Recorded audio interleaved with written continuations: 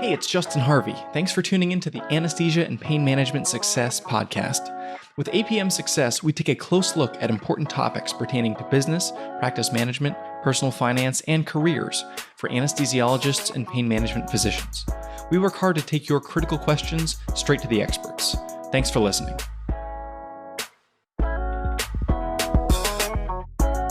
Hello and welcome to episode 173 of Anesthesia and Pain Management Success. I'm very pleased to be joined today by our special guest, Dr. Tarek Shahbandar.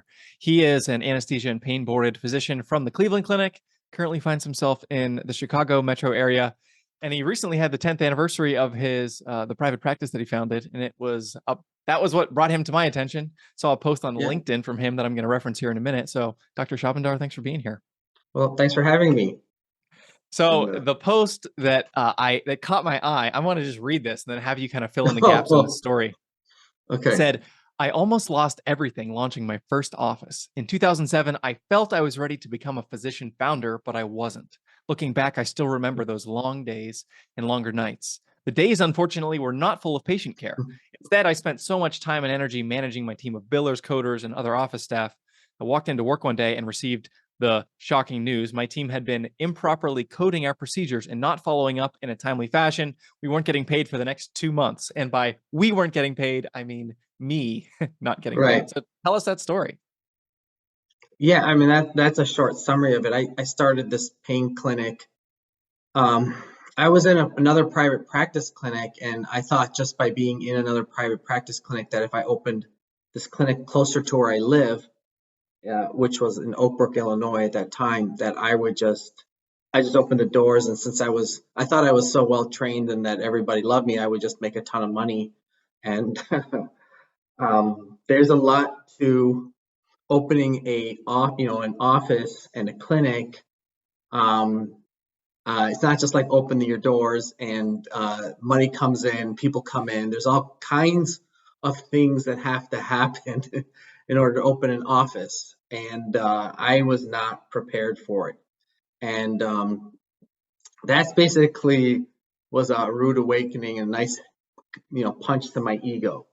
But the lessons I learned from that were great. I mean, I basically went academic to help compensate for that office. I wanted to do that, and that helped compensate my income, which is a nice thing we can do as doctors. You can still work elsewhere if your clinic's not going well.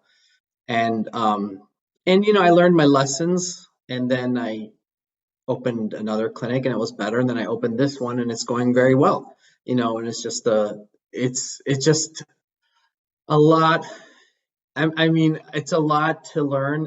I don't think we are trained to learn how to open an office and how to do these things.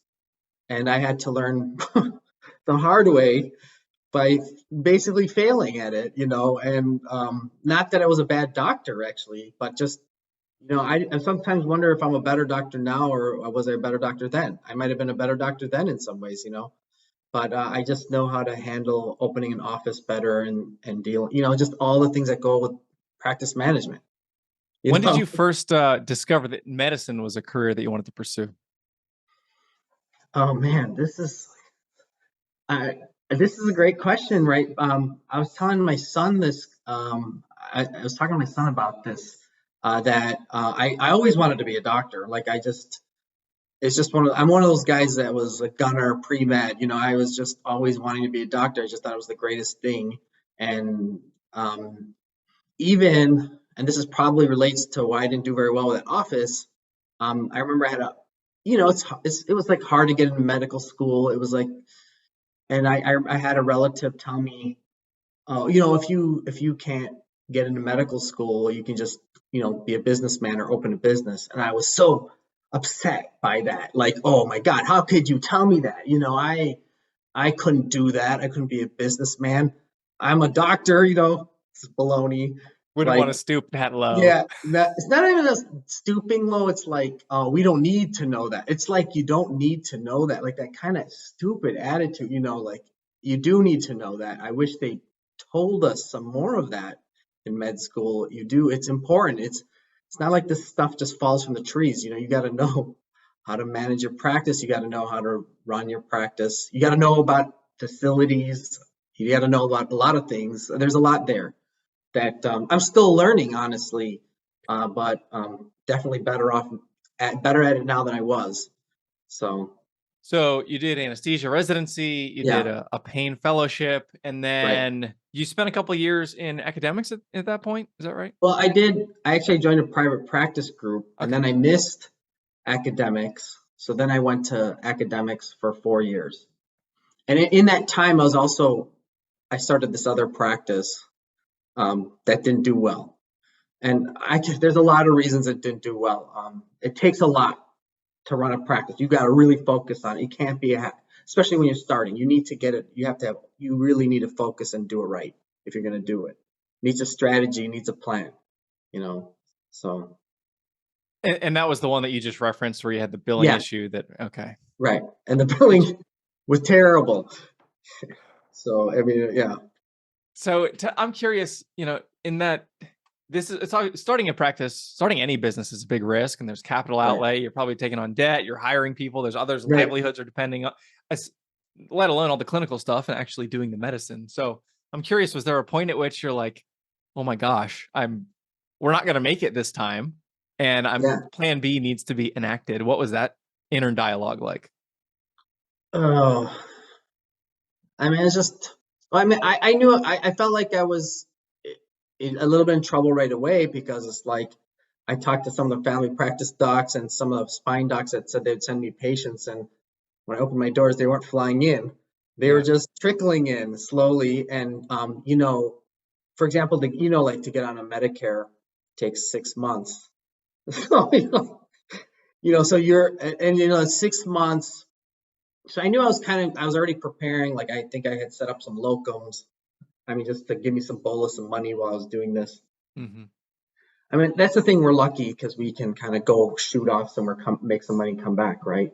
Yeah. But then it just never, it didn't pick up as fast as I wanted. And then by the time you get on Medicare, that they accept that you're, it's such a hard process, like to get credit. At least back then. I mean, I'm sure maybe it still is, but it was like took me 6, 7 months to just get on Medicare.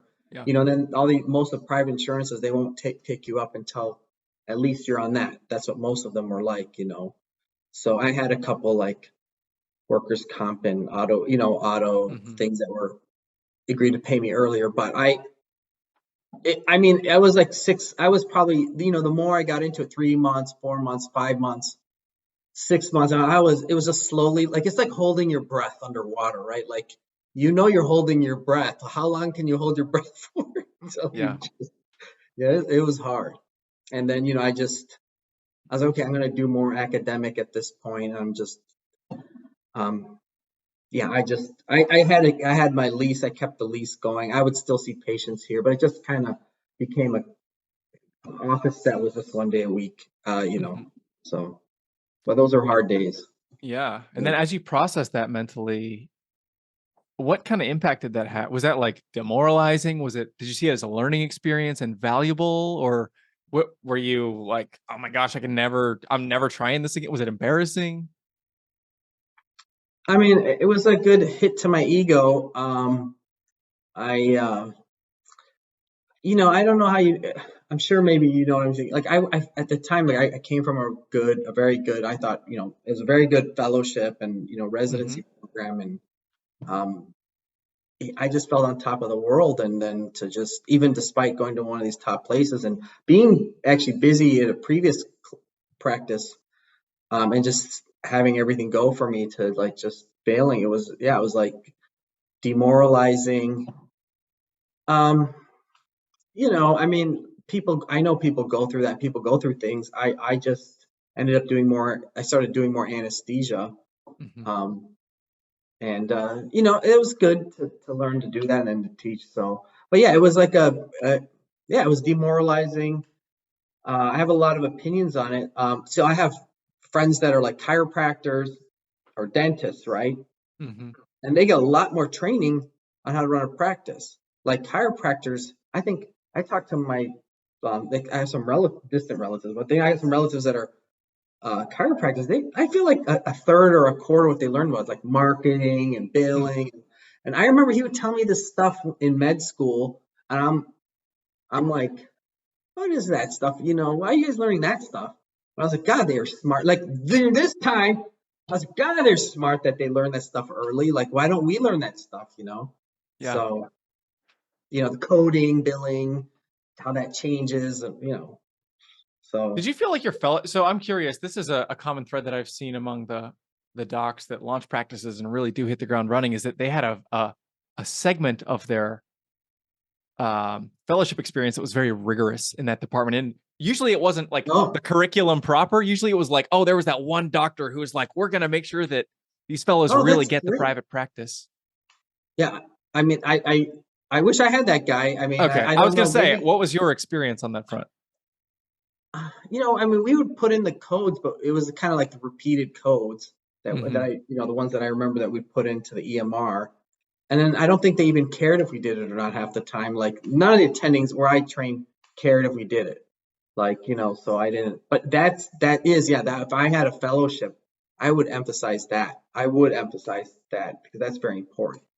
Um, I think, yeah, that would really help. And then, but there's a whole like, how long does it take to credential to get yourself started? How long does it take to, you got to prepare if you're going to start your own practice from scratch, you know, I mean, you could take over a practice. There's so many ways to do it, right? You could take Right. over a practice. That'd be a good way to do it. You kind of come in, take it over, you pay the guy. I mean, there's so many good ways to do this. I just did it the wrongest way, I feel like now, but it's just learning experience now. So, Yeah. and So, I'm glad you're doing this program. Gosh, I wish, it's all right. What are you going to do? But it's good. Yeah. well, thank you. Yeah. So you did your private practice venture after a couple of years, 2 years in private practice, coming out of fellowship, and then you're like, I can do this. And then you found out that it was much more difficult than you anticipated. And then you went back into academics for a little bit, but then eventually you kind of came full circle and you thought, maybe I want to step back into the ring. So take us through that sort of process. All right. Well, so I actually didn't really want to do that. The last thing I want to do is start another practice, honestly. Okay. I was like not wanting to do that. What happened was, this is kind of a funny story, I guess. But I was gonna take it. Oh gosh, I don't know if your listeners where they're from. So I was gonna go to, let's just put it this way. I was gonna go to a city that it was far away, a little bit far away, and it wasn't that nice. And my father-in-law, okay, was not happy that I was gonna move there. I couldn't really find a job closer to this area. My father-in-law called a big spine surgeon that he knew, that he was friends with, let's say, in Northwest Indiana, which is where I practice now. And he's like, you got to get Tarek a job right now because otherwise he's moving somewhere else. And I'm not, I found this out later. Okay. So I talked to this spine surgeon and he's like, well, I'll have the hospital hire you and you'll be fine. And then the hospital actually didn't hire me. Okay. So I'm like, my back is against the wall. So then I was like, okay, I'm going to open, if I, he's like, just open a pain clinic. Just open a pain clinic. I didn't tell him this, but I was like, I did that before and it didn't work out very well. I This didn't is your tell him that. father-in-law saying this at this point, or No, the no, surgeon? no, this is the spine surgeon. Okay. I'm like, okay, I'm going to open, he's like, go open the pain clinic and I'll support you. And I didn't want to tell the spine surgeon, sorry, that I had done that before. It didn't work out very well. But I know, like, if you have a busy spine surgeon supporting you, you're going to do well, That does you help. know. And then it turned out there was like, in that area in Northwest Indiana where I was working, there was like 4 or 5 spine surgeons that had known me and they're kind of rooting for me now because Mm. so then I had a bunch of them support me. And then that was the very different experience. So when I opened my doors this time, I did do it. I just took the plunge. I was like, well, I think I know what I'm doing a little bit better. The first thing I did was I got the best biller I could find. Mm. I knew the steps. I right away myself. I did it myself. I got myself registered on Medicare. I did it myself. You know, and I did all this. I did this work myself, and so I was right on the ball with everything. I went to billing conferences. I knew all the codes myself. I made sure I knew everything myself. And it was just a very different experience. I opened my doors and I had real patients come in, a lot of them, Hmm. and he came through. This spine surgeon did come through. I mean, they were just flying. And I still had to go through that 6 months where I wasn't on the Medicare, but I was prepared this time, Right. you know. And then, yeah, when the money came in, man, it came in, really did come in. But it was like this time I was prepared for it. Yeah, So, and at the beginning, when you finally get on Medicare, then you get the yeah, retroactive pay for, yeah, some of that time. I don't know if it's the full yeah. 6 months, maybe it's the 90 No, days or whatever the look back is. but it was just nice to get money. Okay, I mean, Yeah. it was just nice to finally come in. Did you So, have a yeah, sense for what those spine surgeons were doing before you opened your practice? yeah. I As mean, far as the pain they're actually referrals? they were sending to local other pain docs in the area, and they're actually, we have a lot of good pain docs in our area, honestly. Even, and I like um so they were doing fine. I just had, I guess, a good enough story, and I came in as the underdog. I think maybe when I opened up the first time, I'm from Cleveland Clinic. Who cares, man? It's like, who cares? This time I'm like, man, please just help me. And I had like a very different attitude, and they Yeah. wanted to help me. It was just such a Hmm. different world, you know. And so, yeah, it really worked. So, Is there anything you feel like you did in those early days of the second practice launch to solidify those relationships, to communicate to those surgeons your ethos of care and the way that you're going to communicate with them and those types of sort of yeah, intangibles? these are all very good points. I mean, I think so. You'd start developing your style with the patients and your communication with surgeons and other doctors. And that does take some time to have your own kind of personality in medicine. I mean, some people have that early, right? But it took me a little while, but once I started getting this groove, like with my patients, you know, um, they sense that I actually do really care about them. And I think the surgeons sense I care about their patients and them too. Like, I'm not like, I'm sure your listeners know this. They probably know this better than me. That you don't like take a patient from a surgeon and send them to another surgeon. That's obvious, right? You communicate with the same surgeon about what's going on with their patient. You send them back. For example, right? Yeah. Um, I mean, I know some practices. I actually have a cousin who practices very differently than me. He does more direct marketing to patients, and Hmm. he just does whatever the heck he wants. And and I'm more like trying to be happy, friendly with everybody. This Hmm. is different practice styles, so yeah. Did you have a point the second time around when you thought, I think I have escape velocity on this one? I'm not going to be going back to the W-2 employed life? Yeah, yeah. There, you get that sense within 2 years. But you never know for sure. I just turned 50, and I remember there was a time when so I don't know why that hit me a little bit, that feeling. Even though I feel good, right? Like I'm doing well, my hands are fine, all that stuff. But like, you never know for sure. You escape that. You never know for sure. But yeah, I mean, I was getting so many new patients. Like, there was a time I knew I was not. It's too fun. At that point, it's too fun running your own practice when it's going well, right? Hmm. And you just feel like everybody loves you and it's going well, and it's like um, it's just running well. You're not going back at that point, Yeah. and you're doing better, like, and you're making more money. So Hmm. why would you be employed, right? But you never know. Like right now, I feel that I turned 50. I'm still it's going well, still going well. But you turn 50. I remember I talked to this administrator early on when I was like looking for my first job, and one of the administrators, it was one of these hospitals, like, we try really. He was just telling me straight, "Oh, you're young. We love that you're young. We try not to hire anyone over 50."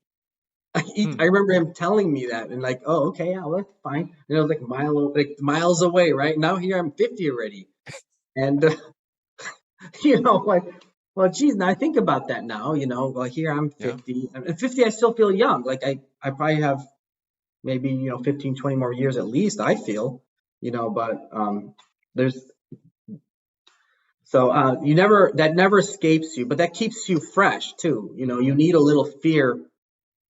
You need a little fear to keep you going. Otherwise, you just be the same all the time. You need to change it up. Yeah. So What challenges did you encounter when you got from the point where like I'm just trying to pay the bills, and then a year or two in, you're like, okay, I'm on Medicare, I'm on the commercial payers, I'm getting money in the door, it seems like it's going to work, and then at some point you probably had to scale to some extent. You probably had some staffing expansion. Tell me about sort of now the mm, business strategy questions are starting to hit you more than like just survival. Talk about that time mm. period.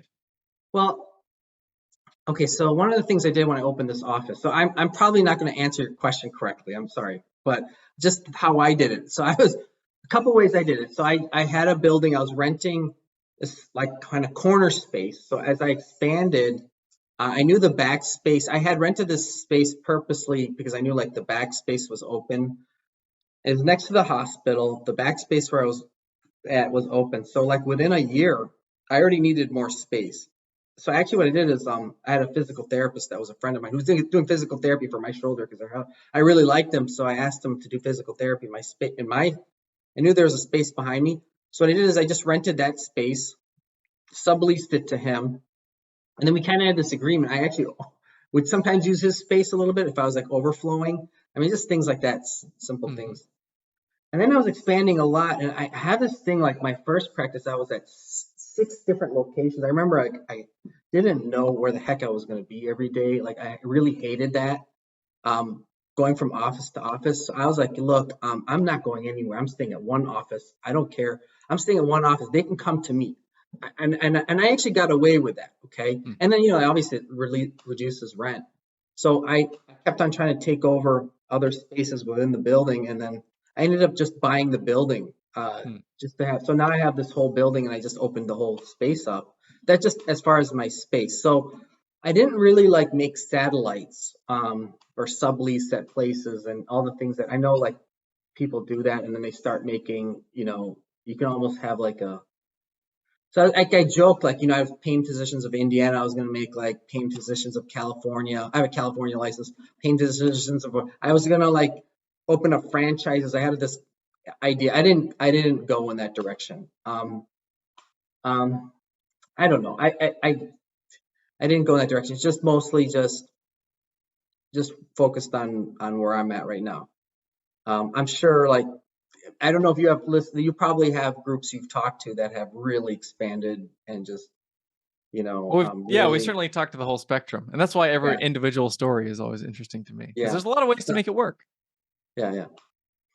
No, I didn't do that. I mean, I'm now gonna probably go into another office somewhere, but and I might start expanding a little bit. I didn't end up franchising it or expanding out that way. So And do you do all office based work at this time, or is there a surgery center that you use as well? yeah, I use the hospital surgery center, and then they had some investment opportunities. I did have I feel like I don't know if I can say all this stuff, but I mean, I did have this opportunity where I was building a pain surgery center with the hospital I work with, and we had it all down. Um, I even actually owned the building that was going to be this combined surgery center between myself and the hospital. And the advantage was, I mean, I'm sure your listeners might know that the surgery center, if it's close enough to the hospital, it's actually considered a hospital. Uh, So this surgery center, even though I was going to own half of it, was going to be like half owned by the hospital, and then it was going to be considered a hospital surgery center. So the payments are even better. Hmm. So it's like I was going to really win big with this one, but it just I was really close. Our CEO of our hospital resigned or something happened. He resigned, and it just didn't. It's just one of those things. Like it was about to go through, and then the next guy kind of just fell through. So, but I mean, that was a really so then I'm like now about to I'm kind of far behind with that. I'm just investing right now in some surgery centers, but just as just as a not the guy who made the surgery center, but just one of the investors. So Cool. Something else that's interesting about your story to me is that you started, and not only was billing a pain point, it was actually, as you communicated it, like the thing that sank your ship on the first go round. And then you came out of the blocks the second time around, like dead set on not repeating that, and then really becoming an expert over time. And then a Right. couple years ago, you're now the founder of a billing company, Right. Expert Medical Billing LLC. So tell us about sort of that journey. So this is a funny story, or not a funny, it's a sad and funny story. How I, out of all the people, the guy who screwed up his billing to like now own a billing company, that's actually expanding. I mean, we're still new, but it's expanding and it's exciting. Um, I was obviously very particular about my billing. I had in-house billing, and then we expanded to the point where the person that I hired to do in-house billing had to hire someone else. And there's in-office fighting. Okay, so she just wanted her friend to do billing with her, and her friend wasn't very good. She was very good. Her friend wasn't very good at billing, and it was so obvious. And then if I want to hire someone else, then there's like competition, and then there's arguments in the office. So I had this idea like, okay, I don't need any arguments. So I ended up using a billing company. I was on top of everything. I knew what was going on a little bit more. So I went with a billing company. It saved me some space, right? So I went with a billing company and they were good. And then they weren't good. Like it just happens. Like all of a sudden they're not good. But the problem is you don't know till 3 months later, right? That they're not doing well. And then I was going through kind of the same thing again. And I was like, oh my God, this is happening again, right? But this time I'm busy. I did not let it happen again. And then anyway, I had to go to another billing company. And I came up with this idea to do a hybrid billing. So I actually, my office manager, I actually paid for her to do courses to learn how to do billing herself. So she learned how to do billing. She became a biller. And so I did a double. I hired a billing company. And I told the new billing company, okay, I have my own office billing. We're doing our own billing, and you do billing too. And what I did is I did a hybrid system. I had in-office billing, and I had them, so they're both looking at each other. One's Yeah. looking from outside, one's looking from inside. They're watching each other all the time. It was perfect. I had 100% billing, man. It was like the best ever. I probably was overpaying because I was like basically doubling my billing, but I didn't care. This billing company, COVID hit, right? This billing company went bankrupt during COVID because most of their doctors or whatever most of them were like orthopedic surgeons in the Chicago area or like ENT docs in the Chicago area. So They were billing on percent of collections probably, and that yeah, just crushed them. right. They were just getting their collections, and the owner is like, I don't know, whatever the reason was. But the ironic thing is, I told my billing company also, like, look, I don't want anyone messing around my billing. I am going to be in communication with the people you hire.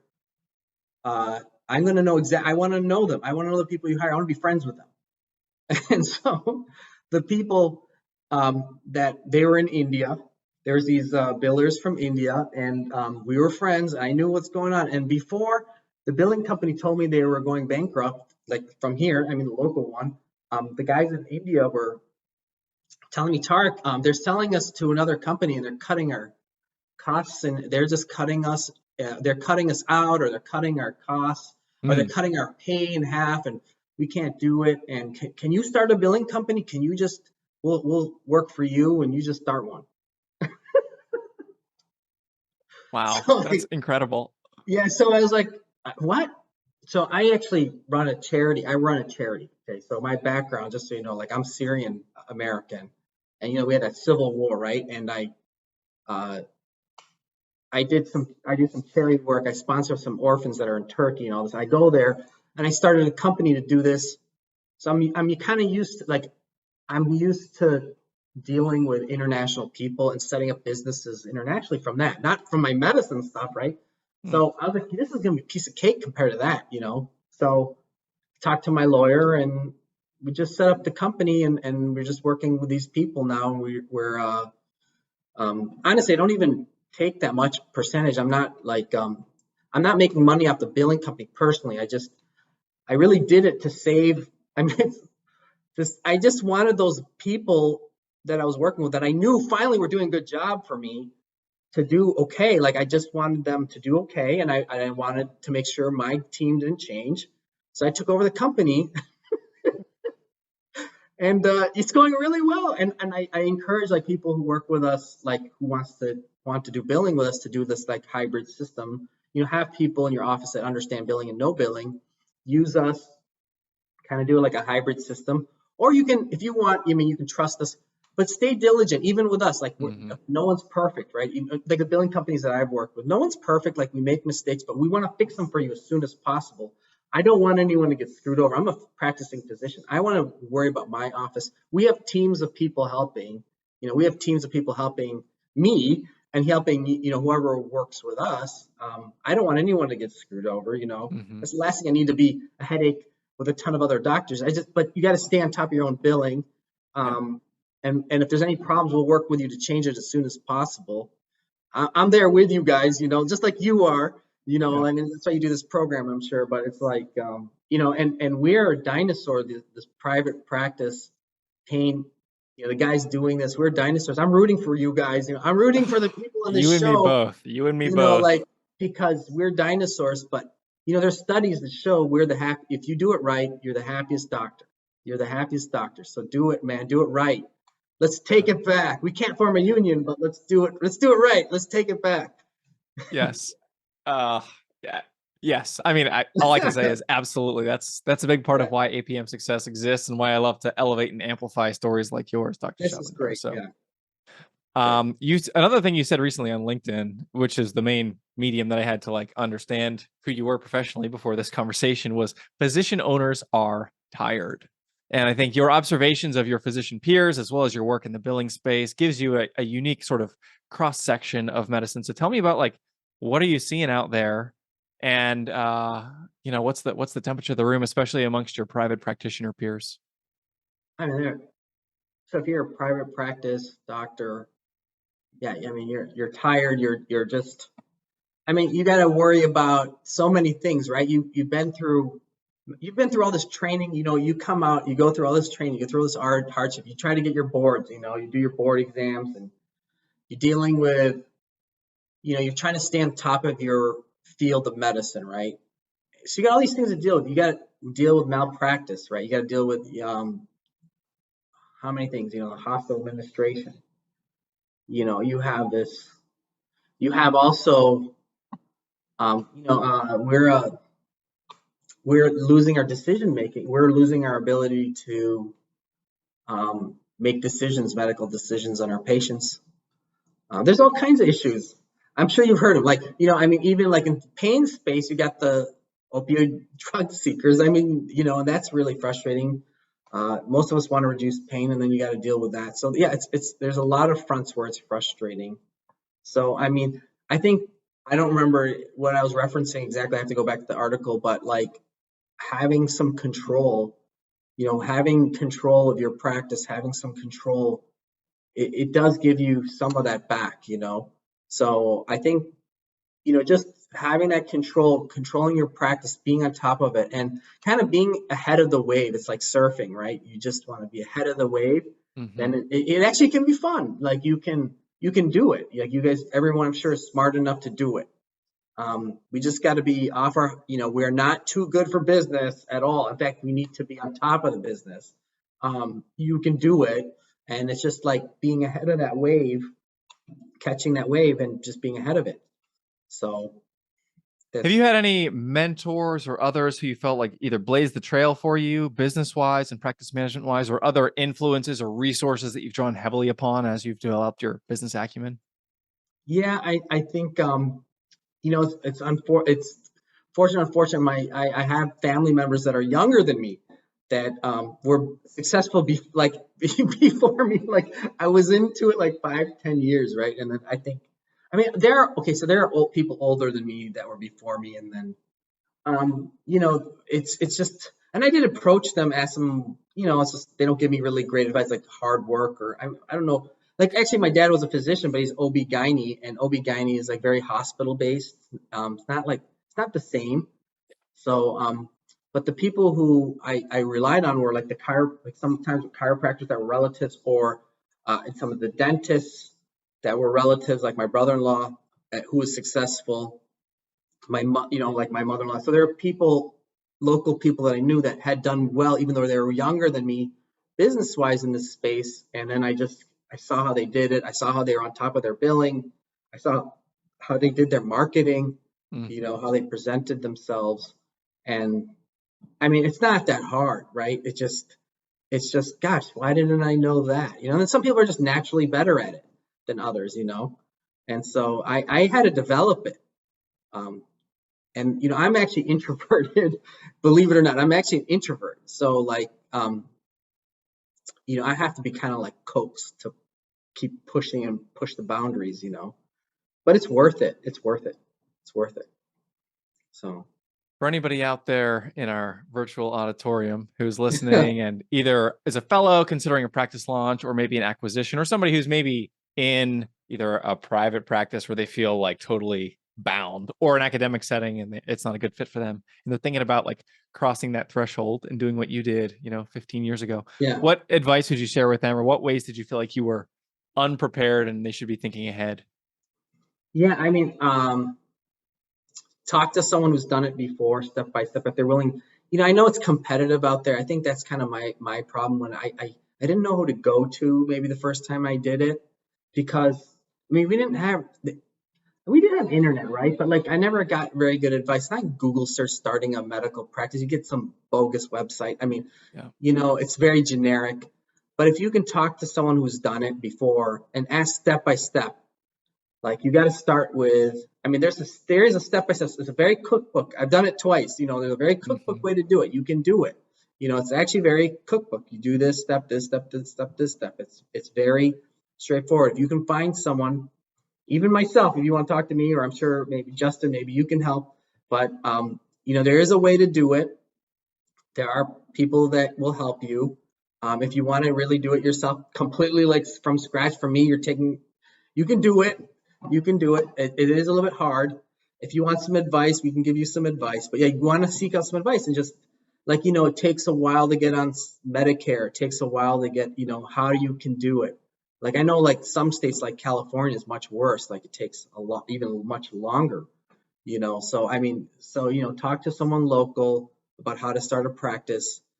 Um, I do think it's good to get a couple years in academic or at another place first. Personally, there are some, I know I have relatives.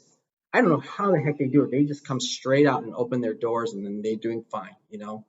I think the reps, like the reps help sometimes, like Medtronic and those guys. They can actually help you.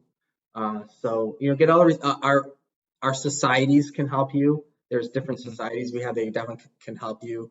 Um, so yeah, get all the help you can get, and don't be intimidated. By the way, I went. This is the other thing that happened to me. I get the reason. One of the things I went to one of these society meetings, okay, and they had this um, HIPAA. Gosh, I hope I don't get in trouble with this. Okay, there's like they had HIPAA, Stark rules. They presented all the people who went to jail for billing fraud, and which is important. I mean, obviously, look, none of us want to break the laws, right? I was already not doing well. I was like, forget it. Yeah, I had it, right? But so this time I met with a lawyer, okay, before I opened my practice, and I kind of went over all my concerns. And he told me this, and I hope I don't get in trouble for this, okay? He told me, he said to me, like, I was all concerned with all these rules, and it sounds crazy. It's just a crazy world if you look at all the rules. Like, how do you start this? And he looked at me and he was like, Tarek, do you drive 55? You like drive exactly 55 miles per hour? I was like, no. It was kind of like that. I mean, he didn't tell me to break the laws. I mean, I would never say that, right? But you're not, I mean, there's some leeway. Like, you can drive 60. It's okay. I mean, you don't want to do it right in front of a cop necessarily, or 70, 75, maybe 80. You don't want to do that, right? You want to be careful, right? You're not trying to break the law, but I mean, it's a practice, right? You're as long as you're not blatantly breaking the law, you have some leeway, and so don't worry too much about it. But have a plan. Just remember it's going to take 6 months till you see your first paycheck. So Hmm. just be ready for that. And get yourself enrolled in Medicare right away. Those are the first two steps. Okay. I mean, I don't know. I mean, I could probably you got to find a space. That's how you're going to find your space, right? You got to find your space. So you maybe sublease at first. That's like Hmm. I'm just giving you some tips, but like, yeah, get help, get some people, ask a lot of people. Just like this. Listen to all the Justin Harvey's podcasts. Listen to all of them. I'm going to listen to all of them now. That's funny. You're very kind. Yes. I want to wrap up here. I really thank you for your time, Dr. Shahbandar. Anybody who's listening who either wants to get in touch with you to ask your perspective on a practice launch, or who's interested in engaging your billing company to perhaps Right. do billing for the practice, what's the best way to get in touch with you? That's good. Well, we do have a website, so that's probably the best way to do it. It's let me make sure I get it right here. expertmb.co, expertmb.co. It's probably the best way. Just go on the website, and there's contact information, all that. So that's probably the best way to do it. Awesome. So for any of our listeners, we'll post all relevant links here in the show notes. So apmsuccess.com/173 for episode 173. And we'll post links to Dr. Shahbandar's practice, his billing company, his any contact info that he wants to share, and you can get all that there. So thanks. Dr. Tarek Shahbandar, thank you very much for joining us today on APM Success. Hey, thanks a lot. That was really nice. Thank you. If you liked what you heard this week, head on over to apmsuccess.com, where you can find more content and free resources to help you build a successful career in anesthesia and pain management. If you wanted to leave a review in iTunes, I'd also really appreciate it. Thanks for using some of your valuable time to join me today on APM Success.